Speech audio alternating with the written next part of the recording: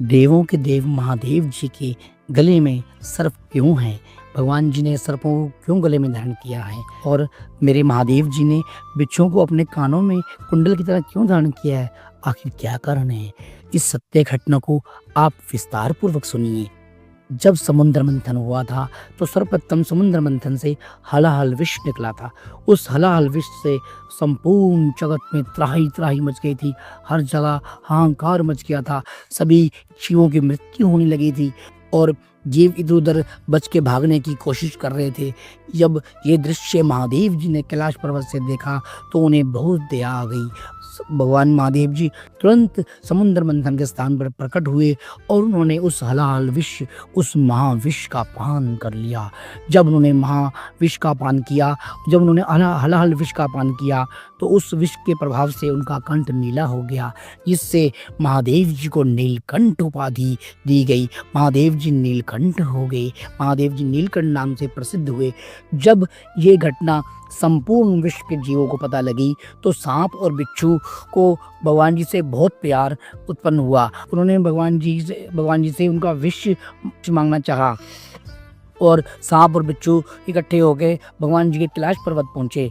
वहाँ पे उन्होंने भक्तिपूर्वक भगवान जी को प्रणाम किया और उनसे प्रार्थना करने लगे।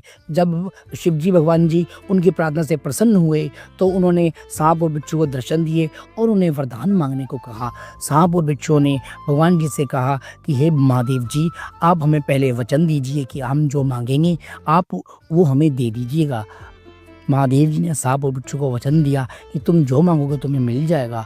भगवान शिव जी के वचन देने के बाद सांपों ने भगवान शिव जी से उनके विष मांगा। भगवान जी ने कहा कि हे पुत्रों, तुमने मुझसे निस्वार्थ भाव से प्रेम और भक्ति की है और तुमने मुझसे मेरा विष मांगा है। ये विष जगत में मुझसे किसी ने नहीं मांगा, तुमने विष मांगा है और मैं तुम्हारी भक्ति और प्यार से प्रसन्न हूँ।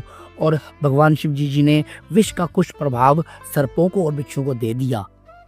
जब दे दिया और भगवान जी ने उन्हें कहा कि हे बच्चों, आज से मैं तुम्हें ये वरदान भी देता हूँ कि तुमने ये विष मांगा है, ये विष तुम्हें वरदान की तरह तुम्हारे काम आएगा। ये तुम्हारी सुरक्षा के लिए काम आएगा। जो भी कोई तुम्हें तंग करेगा या जब तुम्हें असुरक्षित महसूस हो गए तब तुम इस विष का उन पर प्रयोग कर सकती हो।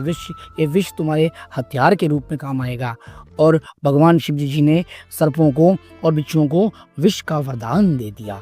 इस घटना को जब भगवान विष्णु जी को पता लगा तो उन्हें सर्पों के त्याग और समर्पण का बहुत प्रेम उत्पन्न हुआ और भगवान विष्णु जी, शिव जी भगवान जी से भी बहुत प्रेम करते हैं। तो उन्होंने सर्पों में शेषनाग जो उनके प्रमुख हैं, जिनके हजार मुख हैं और उनके जो फुंकार को कोई सहन नहीं कर सकता क्योंकि उसमें इतना विष उनमें आ गया था, तो उन्होंने उन शेषनाग जी महाराज जी को अपना शयन बना लिया और भगवान विष्णु जी शेषनाग जी के ऊपर शयन करने लगे। इस तरह भगवान विष्णु भुजंग शयन हो गए और उन्होंने शेषनाग जी को अपना शयन बना लिया। और इस तरह शयन बनाने से उन्होंने सर्पों का जो विष है उनको ग्रहण किया। भगवान विष्णु जी ने सर्पों का विष जो है कम करने के लिए उनके ऊपर शयन किया ताकि उनका विष जो है वो भगवान विष्णु जी में कुछ आ जाए और उस सर्पों का विष कम हो जाए। अगर भगवान विष्णु जी ऐसा नहीं करते तो सांपों में इतना विष था कि वो किसी को फुकार मारते और वो व्यक्ति पिघल जाता। भगवान विष्णु जी ने सर्पों का विष कम कर दिया और उन्हें अपना शयन बना लिया। भगवान विष्णु जी के सर्प शयन करने की वजह से सांपों का विष कम हुआ और जो आज हम सर्प देखते हैं उनका विष कम होने का कारण यही है। नहीं तो जो हलाहल विष भगवान शिव जी के कंठ को नीला कर सकता है, वो विष जब सर्पों में आता तो उस सर्प के फुकार मारने से कितना इंसानों को क्या हाल होता, ये आप कुछ समझ सकते हैं। और ये घटना बिल्कुल सत्य है क्योंकि भगवान शिव जी ने जो हलाल विष को अपने कंठ में धारण किया और सांप भी अपने गले में ही जहर को धारण करते हैं। सांप के गले में एक विष की थैली होती है, इसमें सांप उस विष को संभाल कर रखता है और जो सांप की पूरी बॉडी में विष नहीं होता। ये बिल्कुल सत्य बात है और सत्य घटना है। ऐसी ही सत्य घटना के लिए और सत्य घटना जानने के लिए आप हमारे चैनल को सब्सक्राइब जरूर करें और बेल आइकन भी दबाएं और इस वीडियो को ज़्यादा से ज़्यादा शेयर करें ताकि पूरा विश्व इस सच्चाई को समझ सके, जान सके।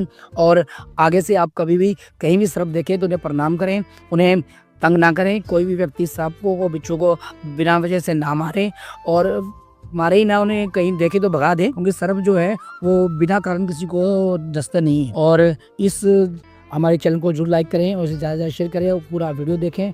और हर हर महादेव।